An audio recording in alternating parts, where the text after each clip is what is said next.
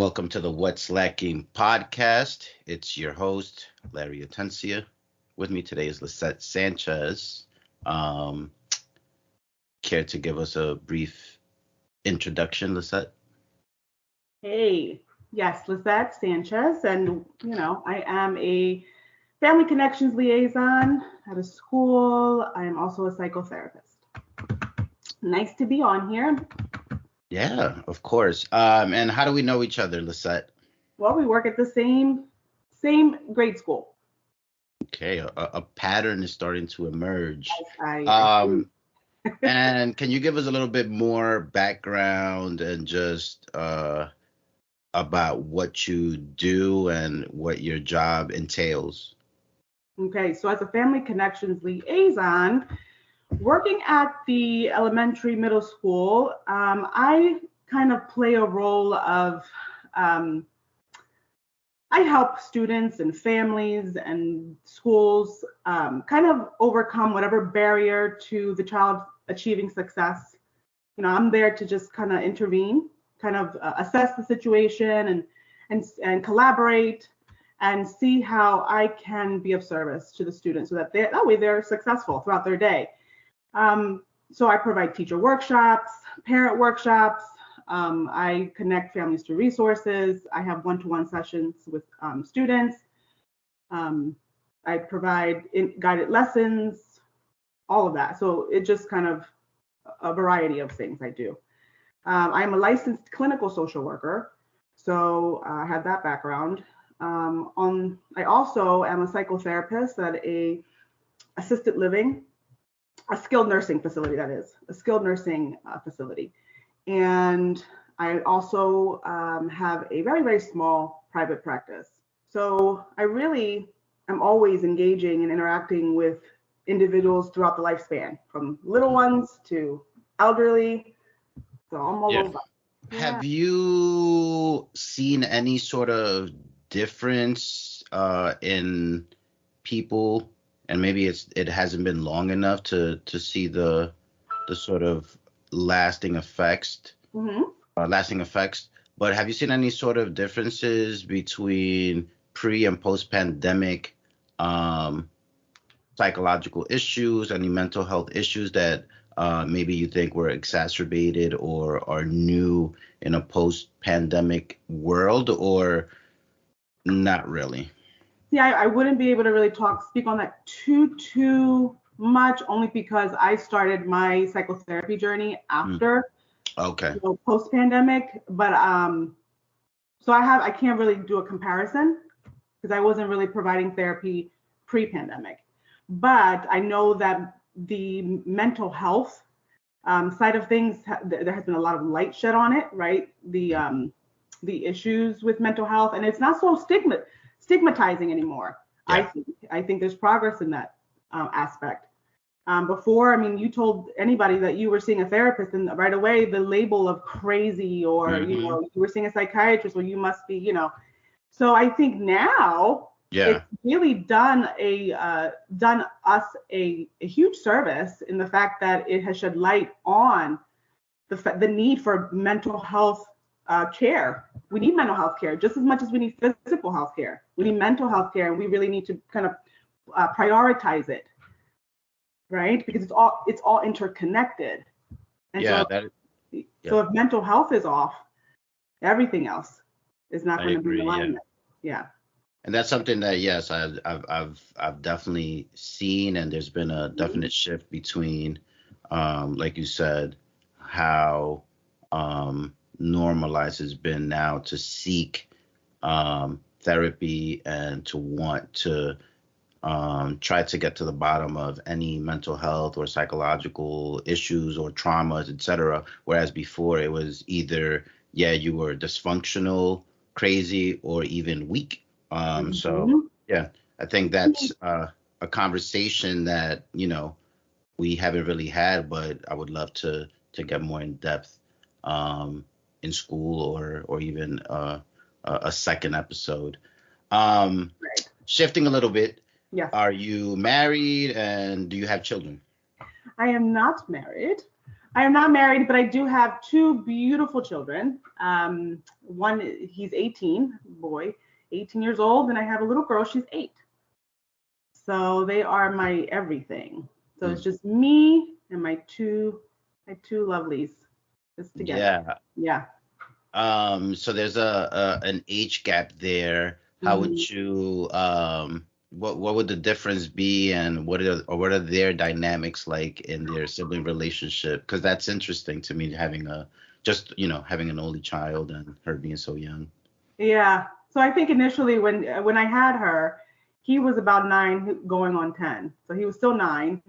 And that, I mean, he was so excited to have his little sister. He was really looking forward to being a big brother, and I thought he was an Hmm. amazing big brother, and he still is. But as the time has passed and my son has entered into he had entered into the teenage years, of course, that's the years of identity seeking and like searching and like trying to figure yourself out. And, it's more so about friendships and like doing your own thing, right? So now it's like little sister is a little bit of a pain and a little annoying, right? But I didn't start to see the changes or the need for my son to kind of distance himself a little bit from his little sister until about 2 years ago. Okay. So now he's 18, and I guess, as their mother, I always encourage them to have that relationship because they're siblings. So yeah, I think 2 years ago my son was like, okay, all right, sis, like I need my space. Yeah. And she had a hard time with it. She still does because she Oh, looks up to him. yeah. She adores her big brother, and he loves her too. But there's a little bit of a distance needed now for him Right. Yeah. on his part. Yeah. Yeah. It's interesting. Yeah, because I have a younger brother, and he was born when I was 14. Mhm. Um, so I definitely have personal experience in dealing with being an older sibling, and that age sort of compelling you to individuate, and a form of individuation obviously is separating yourself from your family identity and from the sort of relationships with your parents and with tradition and everything else that they stand for. And it's a process that everyone has to go through, and um eventually I think you come back and you know try to strengthen those initial ties. But it's sort of like a dialectical approach where you need to separate to then be able to come back as a full person, and hopefully to make those bonds stronger. Yeah. um, so I'm sure he'll be back to being the same big brother who's embracing and loving of his little sister. Yes, I'm sure. Mhm. Yeah. What was your relationship like to your parents growing up? So, well, my father passed away when I was 5, and my mom, we were raised in a single parent household. Um, I think my relationship with my mother was very, very close. Again, until I became a teenager. Yeah, teenage years for me were the most hardest years. Okay. Besides, we go through different transitional phases, right? So I think the teenage years were dark for me. Um, and so in that, I think it was hard to connect, to find a way or to even be receptive to my mom's efforts to try to kind of connect with me, because the way that I needed her to connect with me wasn't the way that she was able to supply it. But now it's different. Now I adore my mother. We call each other every single day, Hmm. right? We're every single day.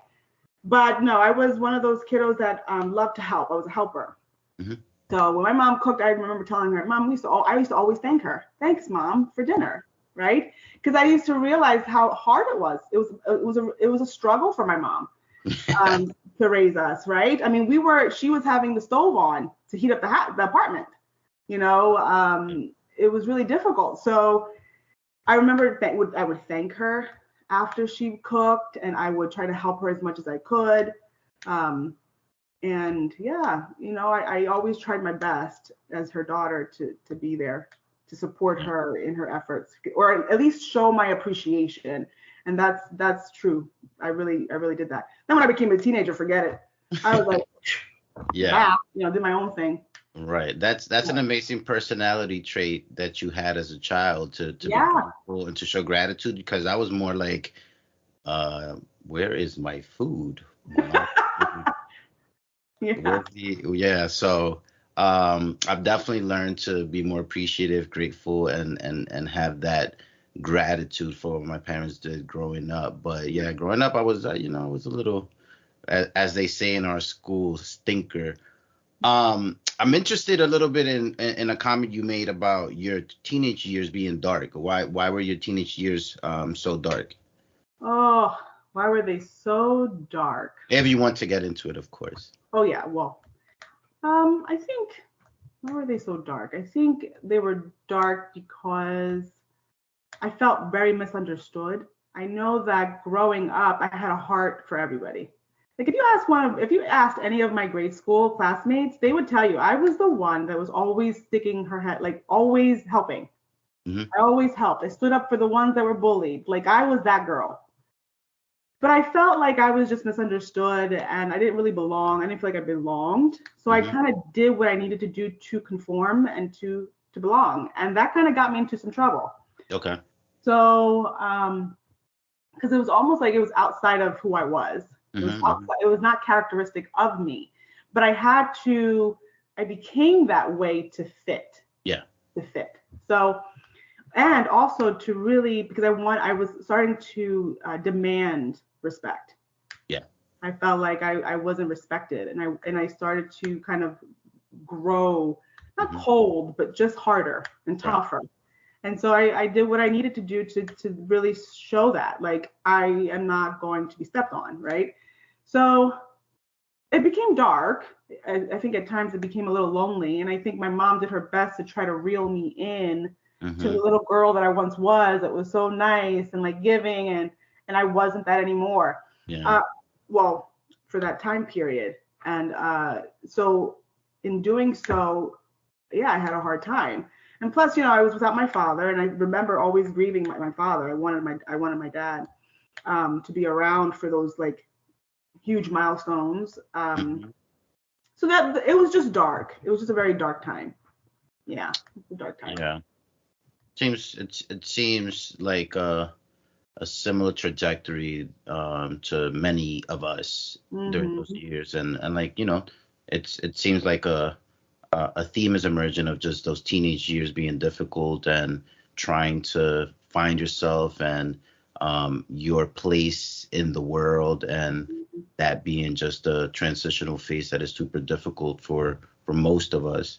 I'm always surprised at the teenagers who just seem so well put together and who are just um, very, you know, happy and just well adapted. I'm like, and there are some of them, and it's amazing to see, right? It's because you're like, if you went through or you experienced what most teenagers did, like it would, it would be devastating.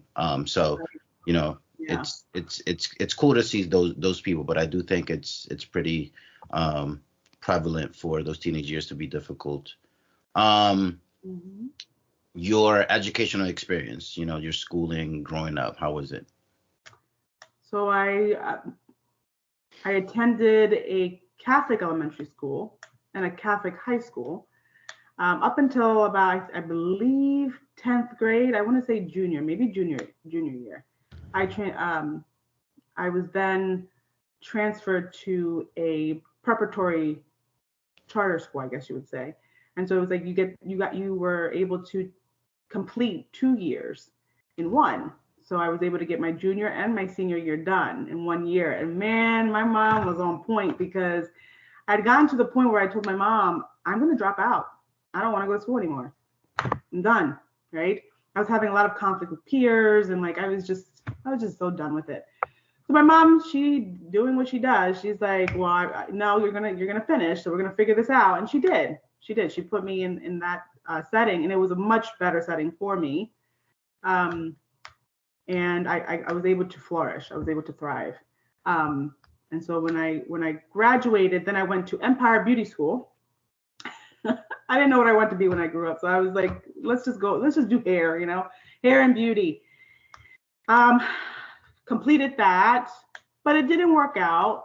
And then when I was about 19, I would say 18, maybe 18, 19, around that time, I remember sitting on the couch and thinking, and telling my mom, she was sitting across from me, and I'm thinking, what am I going to do with myself? At that point, I was pregnant with my son. And I said, now I have a child coming into this world that I'm going to be responsible for. And I remember those words being said, I'm going to be responsible for another human being. So I have to do something. And when I had him, when I was I was pregnant, I started attending CCP, the Community College of Philadelphia, just to get like the prerequisite courses in and try to figure out. It was like a liberal arts type of focus. And from there, transitioned to LaSalle University, where last minute, and I mean last minute, I decided that I was going to pursue social work. Because prior to that, I was accepted to Jefferson University to do your ultrasound tech, be an ultrasound tech and radiation therapy, do those dual majors. And so, but I decided that after having my son, I really had a passion for helping others. I really did, since I was a little girl, but even more so when I got older and I had a son.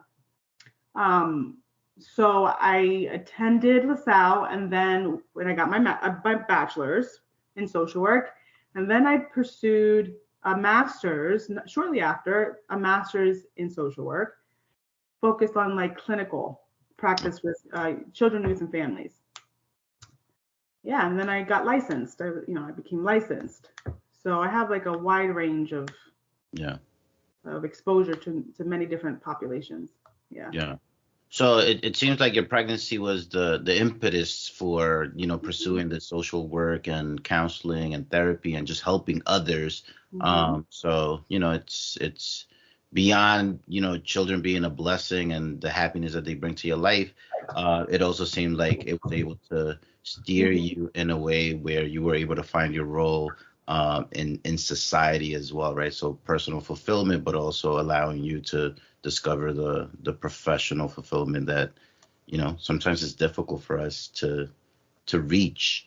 Now, you had also mentioned that working, after doing Empire Beauty School, it didn't work out. It seemed like it was only like a short interval of your life, and how come it didn't work out, and how come it wasn't a longer part of your life journey? So when I went to beauty school, I realized right before I was going to complete it that I had carpal tunnel, and it was to the point where it was hard to even hold the scissors to cut hair.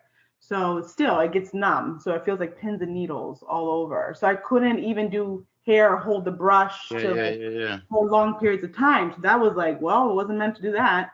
But I knew that it was a part of helping, because I saw beauty as helping a woman with her self-esteem, helping a woman just feel beautiful. And I remember always feeling that way. I always wanted to be part of that for someone, right? I wanted to give to those, because I knew what it felt like not to feel beautiful, or not to have the greatest esteem, or not to, so I want to give that to others.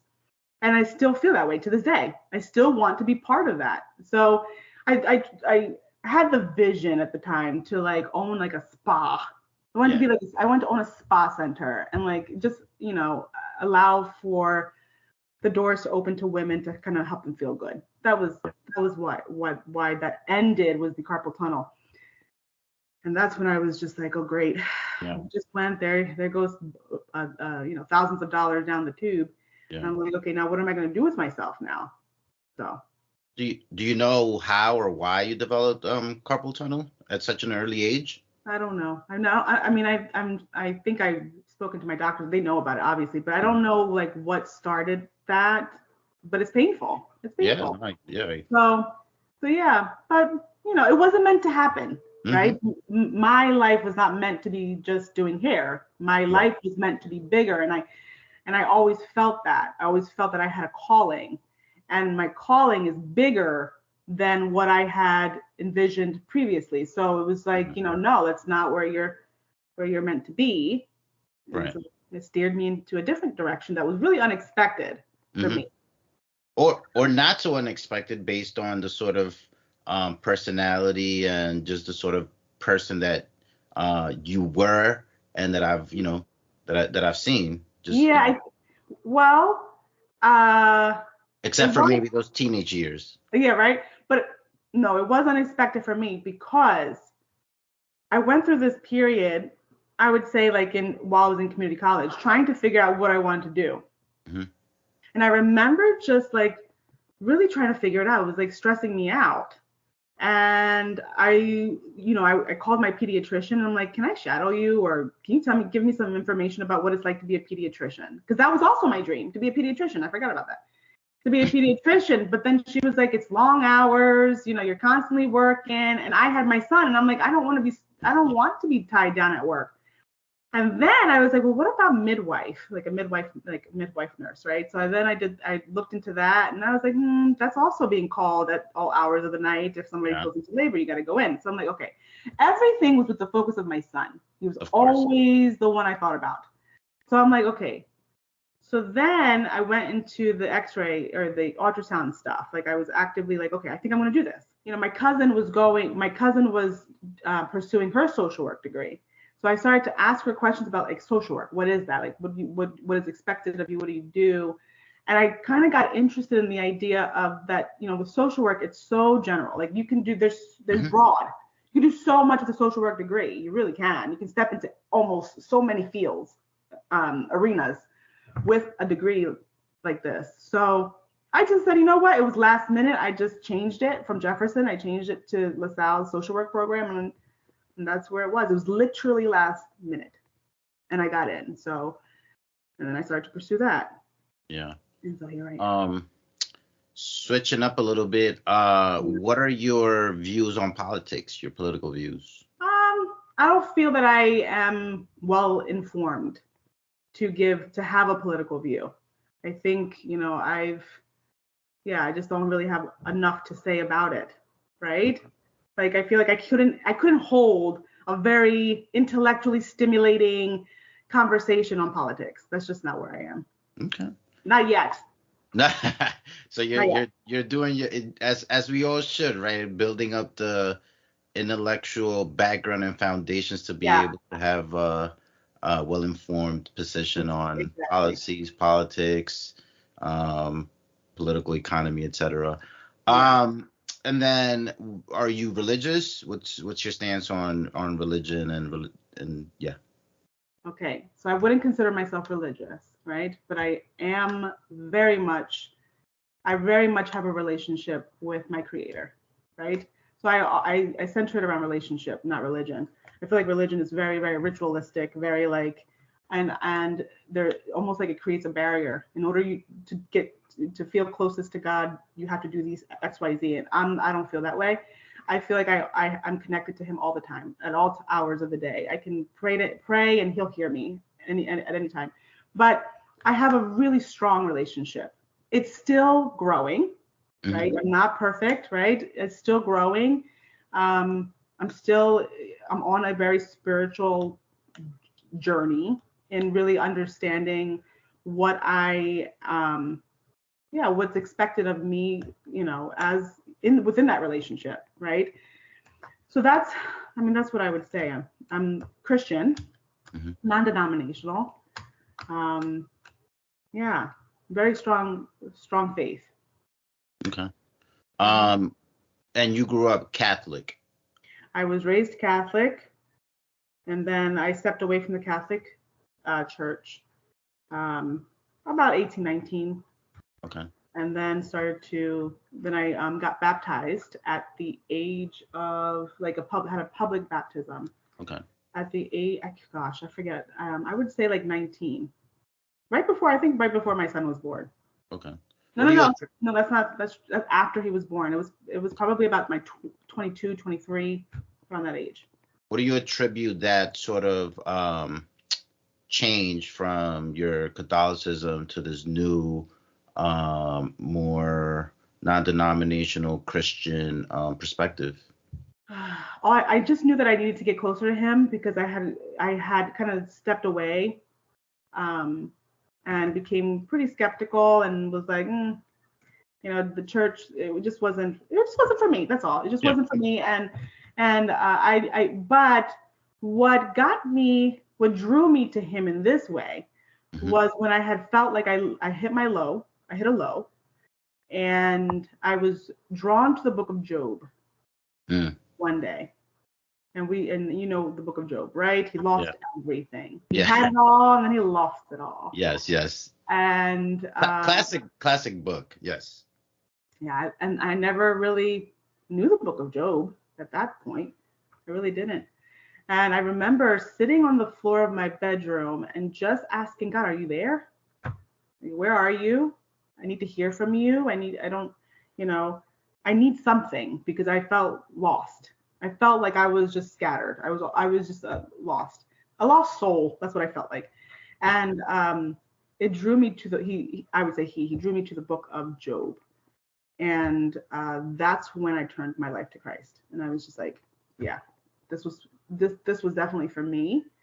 And yeah, and that's what started it.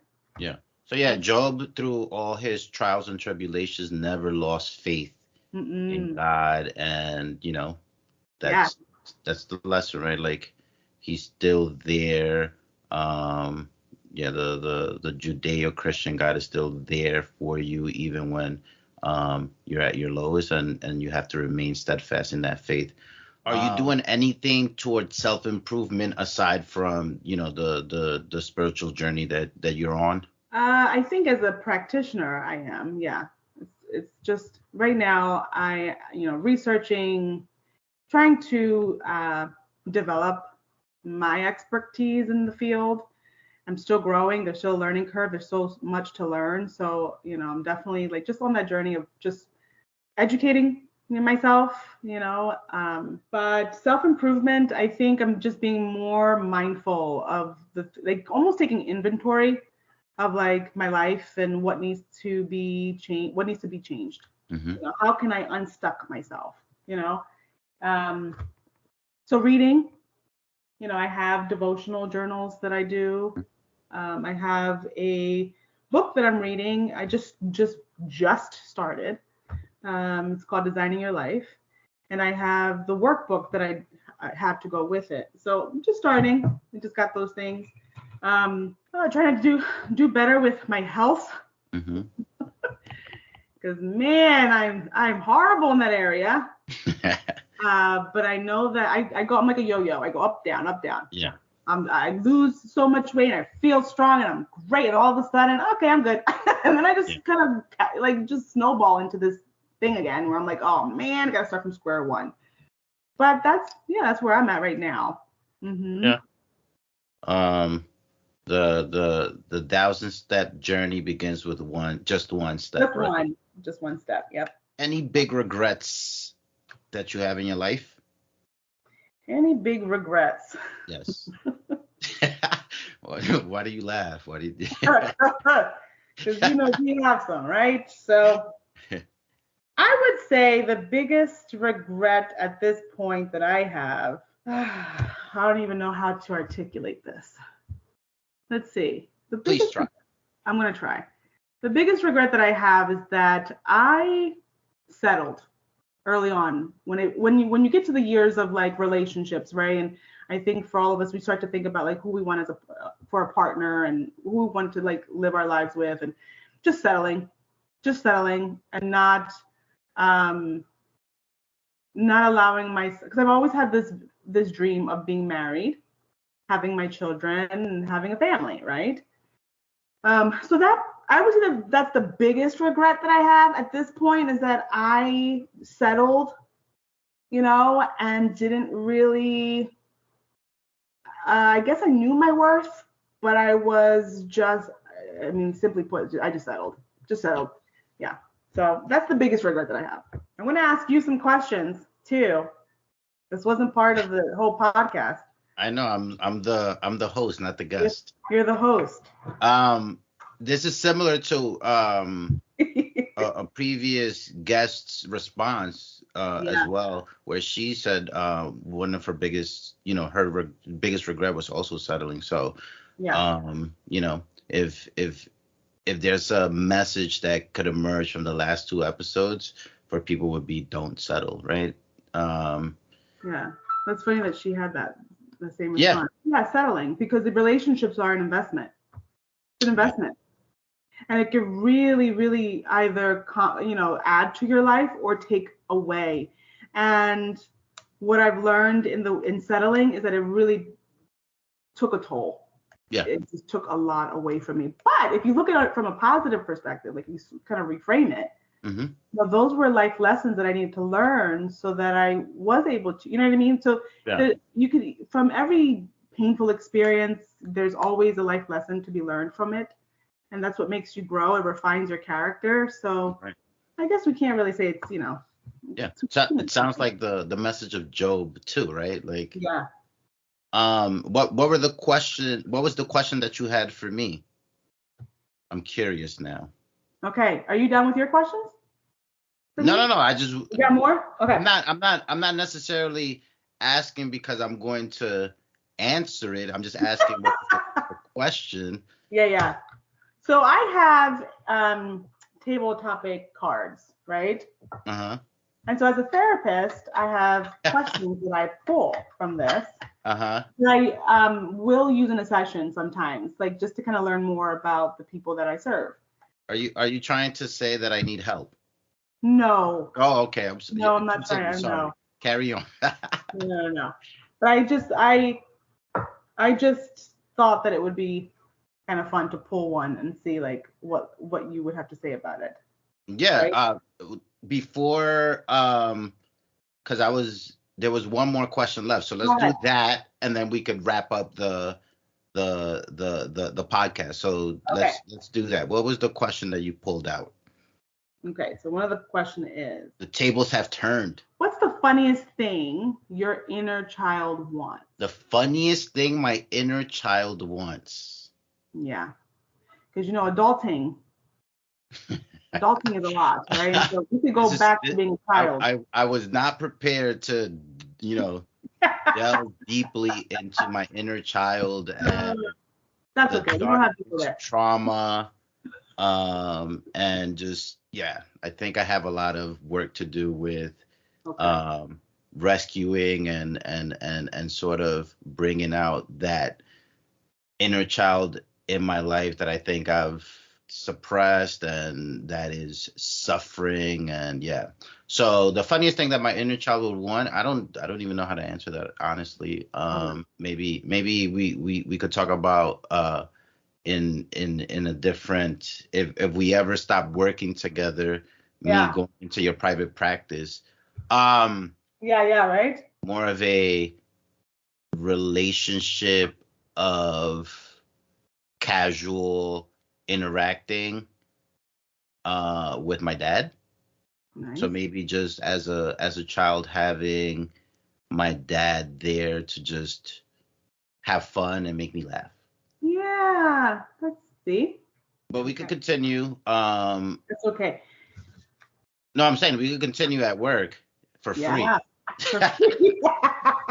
For free. No, I thought it would be a cute way of just kind of like bringing something, a little spin, a little like Yeah, twist I to mean, I the don't know if cute is the appropriate term to use for that because now I'm like going to cry when we Oh no, that's not what when it was we meant to get do. off this call, because you Oh, just literally brought up my inner child and your all of child. the things that uh particular version of myself needed and wants, Yeah. which I Okay. wasn't which I wasn't prepared to talk about. But yeah, Yep. and the last question, Yes. to What's the last question? to bring it back to you being The guest. yes, and being questioned, is what is your favorite book, movie, and album of all time? Okay. So I mean, favorite book of all time. I mean, I would say The Purpose Driven Life was really great to read. Um, Can you tell us a little bit not about not my not my favorite book of all time. I mean, it's been years since I had even opened it. But it just helps. It just kind of puts perspective on living life with purpose. Okay. Sometimes we kind of, live life and we feel like we're just existing. But how do you live with feeling like you're living with purpose, a purpose-filled life, which is more fulfilling, more rewarding, you get more out of it. That's where joy comes from. So that book, I wouldn't say the favorite book of all time, but that's the first one I can think of. Album, I know. I'm always surprised when people say. Yeah, because I have a favorite album. Favorite musician, favorite song. So I mean, I have really like Maverick City. I like them. What genre is that? That is like, it's Christian, but it's more contemporary, more like what you would hear, like Christian pop. No, not Christian pop. I forget. I don't really know how to explain the genre. But when we're done here, you can look it up, right? Maverick City. Yeah. Maverick City. When I'm looking for some rap or whatever, I'll go to Yeah, you don't have to. I mean, it's your favorite album. Yeah, Lecrae is like a major Christian rapper. We're missing movie. Favorite movie of all time, and I don't really have a favorite movie. I don't have a favorite anything. You don't have a favorite movie. You don't have a favorite album, and I'm just not. I'm kind of like. What's a dibble dabble? Like I just watch. Yeah, but what's a movie you've seen that you've enjoyed that you said, oh wow, yes, this movie is. I know, but I just don't. I just don't. Recall. Yeah, that's perfectly fine. Maybe I'm weird because I was super into music. Yeah. And super into movies growing up. I know a lot of people don't like reading and are not super into books, so I could understand that. But just like, I mean, you said you had some dark moments in your teenage years, and so did I. And one of the ways in which I dealt with that darkness was just music, right? Like music, yeah. Yeah. Yeah. Back in the day, though, I used to love SWV. But that's my point. So that's SWV and Missy Elliott and like R&B. Like R&B was huge for me. Yes. When I was younger. So now you're like, I renounce my past and everything that I enjoyed and was my favorite. Like now I just do not. It can still remain your favorite. I just don't listen to that kind of music anymore. I shifted, but yeah, that used to be back in the day. I used to love. Yeah. I Get So Weak. That song. I used to sing that everywhere I used to go. Of course. I mean, I was a major hip hop head until maybe 3 years ago, and now I'm like, I don't, I'm not just not into it, but it's still a major part of me and who I was, and right. I still think a lot about those albums and music, and then or Latin music, salsa, bachata, merengue, vallenato. Like I don't really listen to them like that anymore. But if someone asks me who your favorite, I'm like, I'm ready to go. Like we could have a deep conversation about my favorite vallenato or salsa albums of all time and my favorite songs and artists. Even though I'm like, if you ask me like, what are the new ones, or I'm like, I'm at a loss. Well, Mark Anthony is probably on top, right? One of my top, Hispanic artists. I think Vivir Mi Vida is like one of my favorite songs that he sings. But yeah, I was all about salsa. I used to love salsa, merengue, and bachata. Yeah. I danced it everywhere I went. I used to love that type. Do you dance it? Do you like to dance it? I used to, yeah. I don't. Yeah. I was super into. Yeah. In my youth. Yeah. It was a big part, like dancing, music, parties, family parties. Yeah. Yeah. So house parties too, in my teenage years, and then clubbing, etc. So the Puerto Rican flag was everywhere. It was, yeah, the Puerto Rican dice, in the car. I had the Puerto Rican flag as like a curtain. Like I was like that girl. Right. Or with the Puerto Rican necklace with the beads. Yeah, yeah, with the beads. Exactly. I'm not Puerto Rican. I'm Colombian, but yeah, everybody, growing up, Latin people just were in this sort of like nationalistic competition to see who would represent their country the loudest and the most. Yeah, So, Puerto Ricans, Dominicans, yeah. Ecuadorians, Mexicans, whatever it was like, all right, who's going to be the most Latino here, and who's going to take precedence in this national competition of patriotism? Yeah, yeah. I used to come out in the Puerto Rican parade. Um, I mean, I was that girl. So that's something that unites us, right? It's like, pride Yeah. for where we come from, right? That was a something that I did growing up. That was one of my favorite things in the summer, just celebrating Colombian Independence Day at Flushing Meadows Park in Queens. That's when Colombians showed out. Really fun. I haven't gone in years. I mean, yeah, exactly. Yeah, It goes back to what we were saying in terms of like growth and changes, and your identity just um, becoming so much different, but still having that line and connection to your past, that is important. But you also sort of move on a little bit and um, grow in different directions. yeah, But it was nice talking to you. yeah.